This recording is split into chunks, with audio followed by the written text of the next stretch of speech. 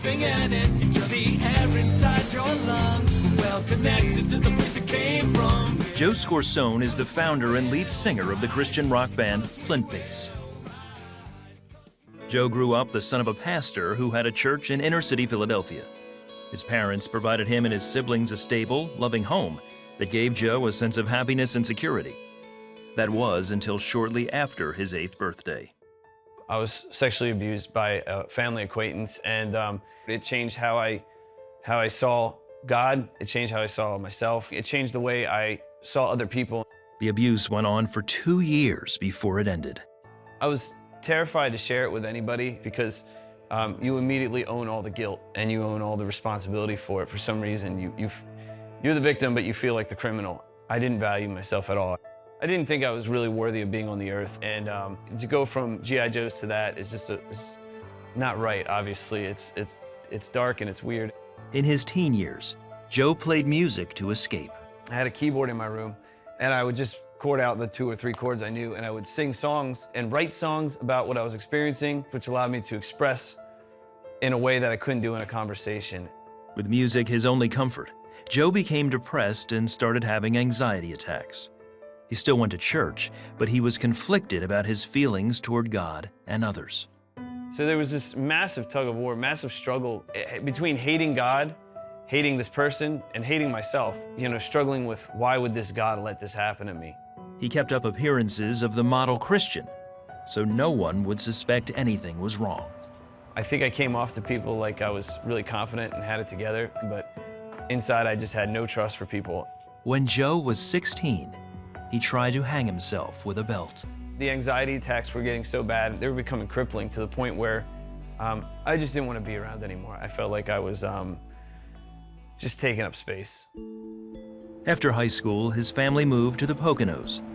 There, Joe founded Flintface, and they began to amass a following.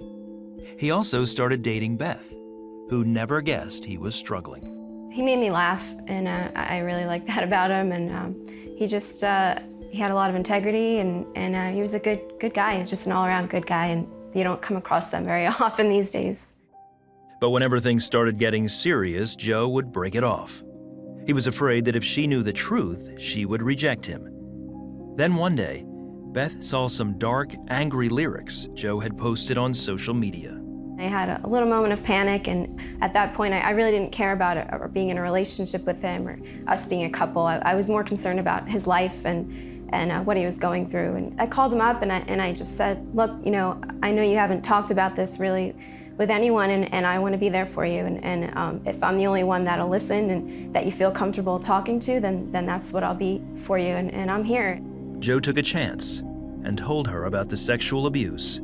She said, you don't have to pay for the guilt and the shame and the crime against you. You're paying the sentence for someone else's sin and crime. And you've been paying for a long time. Her unconditional love gave me hope because she accepted me when I didn't look confident, when I didn't look like I had it all together. That moment was the turning point for me, no doubt. When I knew that I could be my ugliest, finally exposed that thing that I've been trying to keep from everybody for so many years, and I wasn't rejected for it. Joe finally found hope and healing, and eventually forgave his abuser. Then in 2006, he and Beth married. Now she sings backup with Flintface as Joe shares his story with fans. That perfect love really does overcome all fear, that standing by somebody, pure care for someone else, whether you got something out of it or not. It's Christ's love. It's not a love that I think we're capable of as humans. I wasn't angry at God anymore because I started seeing a purpose to something ugly happening. God is really great at fixing things. Now he writes songs about hope, which is also the title of their last album. I originally called it The Bottom because I think that's where hope is found. Hit the bottom hard enough, and you bounce. I think hope is something that we fight for, not something that just automatically comes to us. Even our relationship with Christ is a relationship, and relationships are hard work. So nothing is easy, especially hope. My personal hope is in Christ.